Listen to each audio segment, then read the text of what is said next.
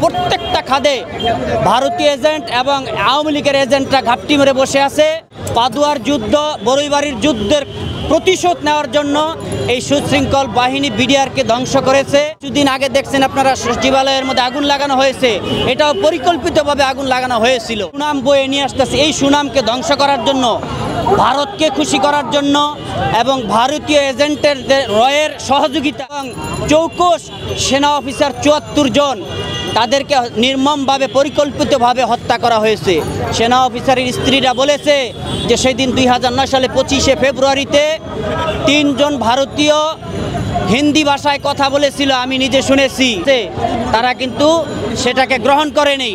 বর্তমানে স্বাধীন তদন্ত কমিশন হয়েছে, কিন্তু স্বাধীন তদন্ত কমিশনকেও কাজ করতে দেওয়া হচ্ছে না। কারণ অতএব সর্বপ্রথম সংস্কার করতে হবে আওয়ামী এই মুজিবকুড়ের যারা যারা চাকরিতে রয়েছে ছাত্রলীগের প্লাবনদেরকে, অযোগ্য ব্যক্তিদেরকে যোগ্য স্থানে বসায় রাখা হয়েছে। আজকে বাংলাদেশের একজন ডিসি ইংলিশে বক্তব্য দিতে পারে না, তারা ছিল ছাত্রলীগের এই নিয়োগপ্রাপ্ত।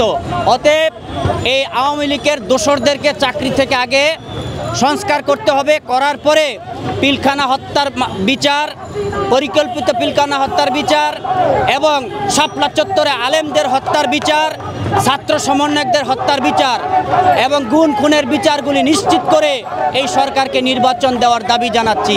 আমি সাবেক বিডিআর সদস্য ৭৪-৮-৩৫, আমার সিপাহী নাম্বার ৬৮ ব্যাস।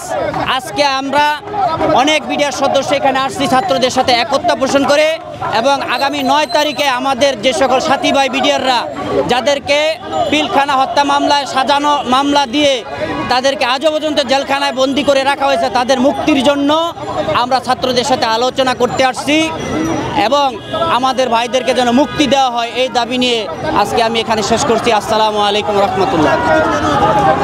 জি।